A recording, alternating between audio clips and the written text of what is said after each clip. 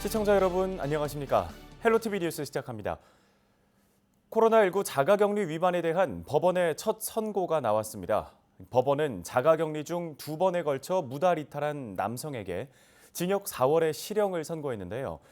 감염병 관리법이 개정된 이후 나온 첫 판결이라 의미가 작지 않습니다. 이지훈 기자입니다. 자가격리 위반에 대한 재판부의 판단은 단호했습니다. 의정부지법 형사 9단독 정은영 판사는 감염병 관리법 위반 혐의로 기소된 27살 남성 김모 씨에게 징역 4월의 실형을 선고했습니다. 개정된 감염병 관리법을 적용한 첫 번째 판결.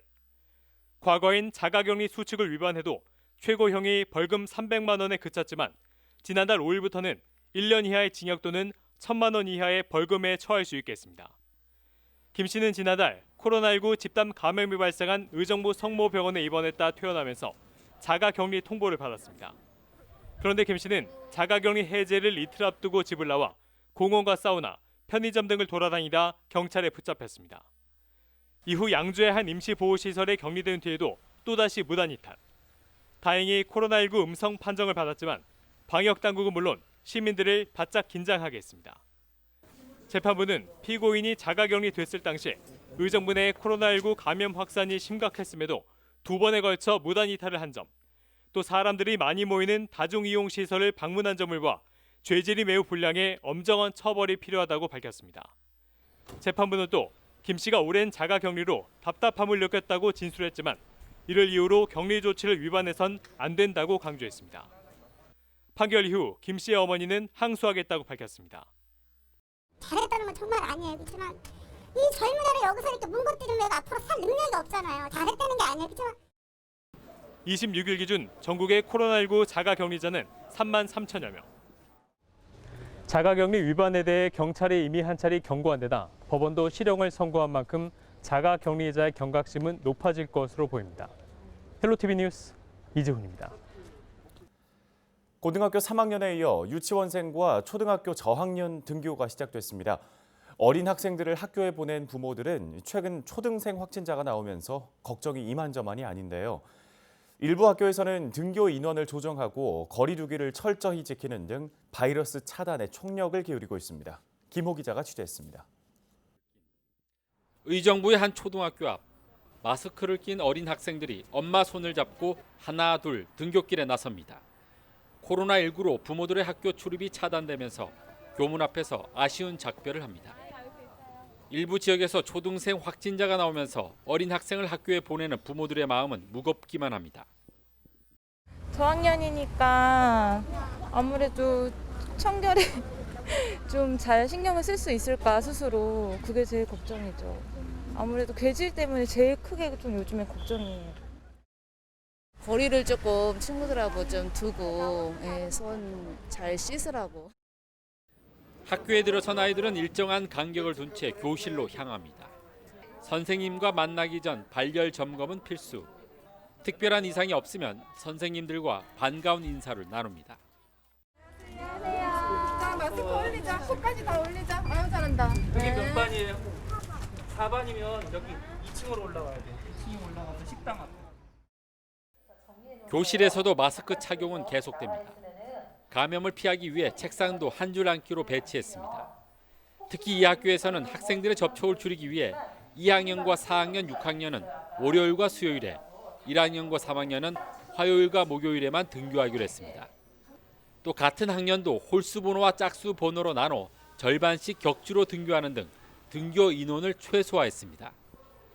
무엇보다 수업 시간 이외의 학교 생활에서도 철저한 거리 두기에 나섰습니다. 쉬는 시간 아이들이 모여 있지 않게 아예 별도의 쉬는 시간을 두지 않았습니다. 저희가 내세운 거는 쉬는 시간을 공식적으로 두지 말고 중간중간에 필요한 친구들만 한 명씩 몰려다니지 않게 한 명씩 보내는 걸로 이제 그런 식으로 계획을 세웠습니다. 감염이 우려되는 화장실 사용도 철저한 한 줄 서기를 하는 등 바이러스 차단에 나섰습니다. 밥을 먹을 때는 6인용 테이블에서 혼자 식사하는 등 비말 접촉을 철저히 차단하고 고학년은 아예 교실에서 식사를 하게 해 식당에서의 접촉을 최소화하기로 했습니다. 화장실에도 저희가 발바닥 모양을 붙여서 그 간격 떨어뜨려서 들어갈 수 있도록 저희가 지도를 할 예정이고요. 그리고 급식 같은 경우는 테이블에 한 명씩만 앉을 거예요. 그래서 굉장히 그 거리 두기가 잘 될 것이고, 고2와 중3, 초등학교 1, 2학년을 대상으로 2차 등교 수업이 시작된 가운데 부천 등 일부 지역에서는 학생과 교직원들의 코로나19 감염 사례가 잇따라 등교가 연기됐습니다. 교육당국은 감염 위험이 높은 지역 학교에 대해서는 가정학습을 권장하는 한편 교육부와 시도교육청이 협의해 등교 수업일을 조정하기로 했습니다. 헬로티비 뉴스 김호입니다. 버스나 지하철 등 대중교통은 사람들이 밀집할 수밖에 없어 코로나19 감염에 취약하죠. 이 때문에 정부가 전국 대중교통에서 마스크 착용을 의무화했는데요. 마스크를 착용하지 않으면 대중교통을 이용하지 못하게 한다는 겁니다. 하지만 현장에서는 현실적인 어려움도 있다고 합니다. 출근길 풍경을 김진재 기자가 취재했습니다.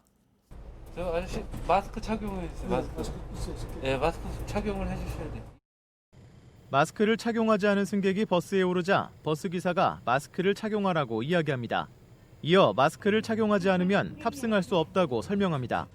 마스크 착용하면 못 타요. 인천시 등 일부 지자체에서 시행 중이던 대중교통 내 마스크 착용 의무화 조치가 26일부터 전국으로 확대된 겁니다. 버스를 비롯해 택시와 지하철 등 대중교통을 이용할 때 마스크를 착용하지 않으면 탑승이 제한됩니다. 지하철 승강장에서는 이렇게 모든 시민이 마스크를 착용한 모습입니다.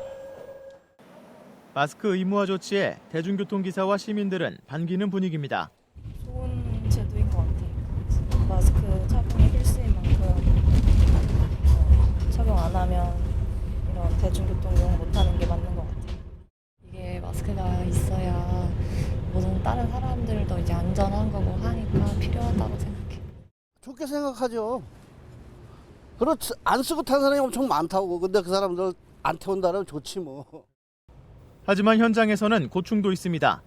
승객들이 마스크를 착용하지 않더라도 현실적으로 탑승을 제한하기가 어렵다는 겁니다. 마스크 미착용자는 승차 거부를 할 수 있다라고 현실적으로 이렇게 얘기를 하는데 손님들이 좀 잘 안 지키려고 그러고 그걸 몇 마디 하면 시비를 걸려고 하고 막 그런 게 아직은 있어요. 막말로도 탔는데 나이 잡순 할머니가 탔는데 아이고 깜빡 잊어버리고 마스크 안 썼다는데 안 썼으니까 내리라고 거야? 노인들보다 걸어가라고 하면 안 되냐. 특히 노인 등 일부 시민들의 경우 마스크 의무화를 잘 모르는 경우도 있어 지속적인 홍보가 필요합니다. 어르신들이나 아직 학생들 뭐 이런 친구들은 또 그런 상황들을 대비하지 못하면 당황스러울 수도 있을 것 같아요. 좀 더 홍보가 더 많이 돼야 되지 않을까. 5차, 6차 감염 등 계속해서 확산하고 있는 코로나19 바이러스. N차 감염의 고리를 끊기 위해서는 결국 시민들 스스로 마스크를 착용하는 등 꾸준한 확산 방지 노력이 필요해 보입니다. 헬로티비 뉴스 김진재입니다. 코로나19로 수출길이 막힌 경기 북부 섬유 기업들이 붕괴 위기에 놓였습니다. 직원 수를 줄이고 가격을 낮춰 제품을 팔고 있지만 늘어나는 재고 물량을 감당할 수 없습니다. 김호 기자의 보도입니다. 의류 원단을 생산하는 양주의 한 섬유 업체입니다. 기계 소리로 시끄러워야 할 공장 내부가 조용합니다. 원단을 짜야 하는 기계는 대부분 멈췄고 일부 기계만 가동하고 있습니다. 코로나19로 수출길이 막히면서 공장 가동이 사실상 중단된 상태입니다. 이 기계는 얼마 전까지 세계적인 스포츠 브랜드 제품에 들어가는 원단을 생산했습니다. 하지만 이렇게 보시는 바와 같이 주문이 끊기면서 현재는 가동이 중단된 상태입니다. 100여 대의 기계가 24시간 가동하며 원단을 생산했지만 지금은 10대도 채 안 되는 기계가 작동하고 있습니다. 예전에는 일이 좀 많았는데요. 요즘에 현저하게 일이 줄어가지고 옛날 같은 거 일요일도 일하고 특근도 하고 많이 했었는데 요즘엔 거의 일이 없어요. 거의 평일날도 거의 일이 많이 없어요. 이 때문에 하루 8톤 이상 생산되던 원단은 1.6톤으로 80%나 감소했습니다. 창고에는 팔리지 않은 원단이 가득합니다. 예전 같으면 해외로 팔려 나가기 바빴지만 지금은 판로가 막히면서 재고량만 150톤에 이릅니다. 공장 운영을 위해서는 당장 재고 물량의 70% 이상은 처분해야 합니다. 궁여지책으로 판매 가격을 낮춰 일부 물량은 정리했지만 역부족입니다. 7, 80톤은 이렇게 좀 쳐야 될 상황인데 키로에 한 7, 8천 원 가는 원단인데도 뭐 1,500원에도 안 가져가는 상황이죠. 지금 재고가 너무 가져가는 업체들도 포화 상태니까 안 가져가는 상황입니다. 코로나19로 경기도 내 섬유 기업의 평균 피해액은 13억 원에 이르는 것으로 조사됐습니다. 수출업체들이 대부분이어서 앞으로 바이러스 확산이 계속되면 문을 닫아야 하는 업체가 잇따를 전망이어서 특단의 대책이 필요한 상황입니다.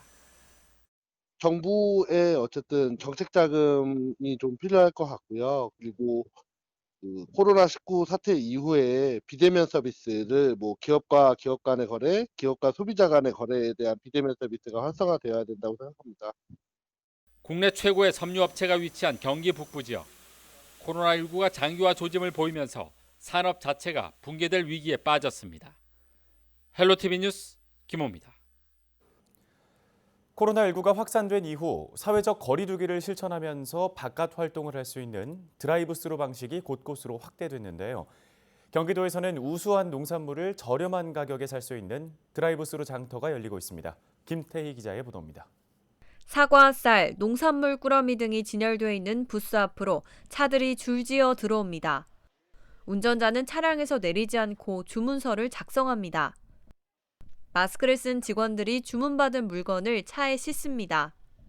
이렇게 드라이브스루로 하니까 안전하기도 하고 다 실어주시고 하니까 편리하기도 하고 좋은 것 같아요. 믿음이 가고. 친환경 농축산물부터 수산물, 화이류를 시중 판매가보다 3분의 1가량 저렴하게 살 수 있습니다. 현금, 카드 결제 모두 가능하고 경기도 재난기본소득도 쓸 수 있습니다. 코로나19로 계약이 연기돼 납품이 막힌 친환경 농가들을 돕기 위해 경기도가 마련한 판매 행사입니다. 지금 판매되고 있는 이 물건들은 당초 정상적인 상황이라면 이제 학교에 학생들이 먹어야 될 그 식재료들인데요. 좀 계속 품질은 떨어지는 이제 그런 상황에서 우리 이제 시민단체와 함께 다시 이제 아픔을 나누는 측면에서 지금 이렇게 행사를 이제 마련하게 됐습니다. 수원 종합운동장을 시작으로 파주 임진각, 의정부 경기도청 북부청사까지 지난달부터 13차례 행사를 통해 농특산물 15억 원어치를 팔았습니다.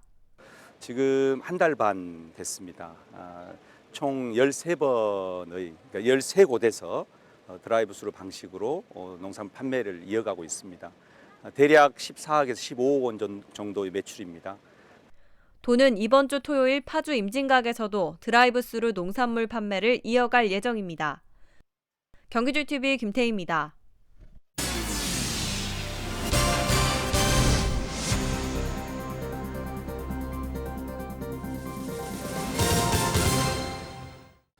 민식이법이 시행된 지 2달이 넘었습니다. 지난 27일부터 초등학교 저학년 학생들이 등교를 하면서 학생들은 민식이법 이후 달라진 통학로를 걷게 됐는데요. 과속 단속 카메라 설치만 놓고 보면 법 제정 이전과 큰 차이가 없습니다. 이지훈 기자의 보도입니다. 시속 30km로 정해진 어린이 보호구역 제한 속도. 얼마나 잘 지킬까? 기자가 약 20분 동안 어린이 보호구역을 통과하는 차량들의 속도를 측정한 결과 모든 차량이 제한 속도를 지켰습니다. 과속 단속 카메라가 지켜보고 있어 운전자는 조심할 수밖에 없습니다. 이쪽은 가속 카메라가 있으니까 여기 천천히 가죠. 근데 반대쪽에서 오는 거는 엄청 빨리 오는 거예요, 속도가. 실제로 학교 정문 앞 도로에 과속 단속 카메라가 설치돼 있지 않습니다. 이곳을 지나는 차량의 속도를 측정해봤습니다. 제한 속도를 넘기는 차량이 부지기수, 60km 가까이 밟는 차도 있습니다. 단속 카메라가 있고 없고의 차이가 확연합니다. 지난 3월 25일부터 시행된 일명 민식이법에 따라 전국 모든 어린이 보호구역에는 과속 단속 카메라를 의무적으로 설치해야 합니다. 지난해 어린이가 차에 치이는 사고가 발생한 한 초등학교 앞. 민식이법이 시행되고 2달이 넘었지만 과속 단속 카메라는 설치돼 있지 않습니다. 가만히 보면 차가 빨리 지나가. 스쿨존이거든. 예. 근데도 어떻게 그렇게 빨리 지나가더라고. 경기도 내 어린이 보호구역은 모두 3,800여 곳. 이 중 현재 과속 단속 카메라가 설치돼 운영 중인 곳은 전체의 10%도 안 됩니다. 법에 빈틈이 있기 때문입니다. 어린이 보호구역 내에 과속단속 카메라를 설치하려면 각 지방 경찰청과의 협의를 거쳐야 하는데 도로나 교통 여건 등을 고려하는 경찰청의 판단에 따라 민식이법이 무용지물이 될 수 있습니다. 지방경찰청에서 나와서 현장에서 설치가 가능한지 여부를 판단을 합니다. 그러고 나서 가능하다고 판단이 돼야 설치를 할 수 있어요. 카메라 설치를 위해 넘어야 할 산은 또 있습니다. 현재 전국에서 과속단속 카메라를 만드는 업체는 단 3곳. 이곳에서 연간 1000여 대가 생산되는데 경기도 전체 어린이 보호구역의 3분의 1에도 못 미칩니다. 우려하는 부분이고요. 그래서 저희가 단년도 계획이 아닌 그 3개년 계획을 저희가 수입을 한 거고, 그래서 3개년 동안 올해 그 설치 물량을 뺀 나머지 563개 대에서도 2022년까지 차질 없이 추진되도록 노력을 하겠습니다. 이 밖에도 정부와 지자체가 절반씩 부담하는 설치 예산 마련도 숙제로 지적됩니다. 최근 3년간 경기도 어린이 보호구역 내 교통사고는 매년 늘어 평균 100여 건을 기록하고 있습니다. 헬로티비 뉴스 이지훈입니다. 작곡자 친일 논란으로 재창을 보류시킨 경기도 노래. 이를 새롭게 쓰기 위한 움직임이 한창인데요. 최근 노랫말 공모에서 1,500여 점이 접수됐고 이 중 최종 3작품이 선정됐습니다. 이제 가사 위에 음을 입힐 작곡 공모가 남았습니다. 최지연 기자의 보도입니다.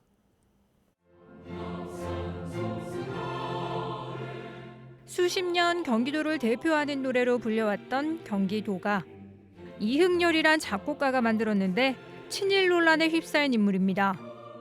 경기도는 민선 7기 친일 잔재 청산을 위해 각종 공식 행사에서 이 노래에 대한 재창을 보류했습니다. 1967년대 제정된 경기도의 노래는 그 노래에 참여했던 이흥렬이라고 하는 분이 친일 논란에 휩싸여 있습니다. 그래서 이제 이 시대를 새로 견인할 새로운 경기도 노래를 만들게 되었습니다. 기획부터 작사와 작곡, 심사까지 모두 경기도민들의 힘으로 새롭게 만들어지고 있습니다. 최근 노랫말 공모에만 1,529점이 접수됐는데요. 1단계 전문가 심사를 거친 15개의 노랫말을 놓고 다시 2단계로 도민과 시인, 작사가 등 유명 인사평가를 합산해 최종 3개의 작품이 뽑혔습니다.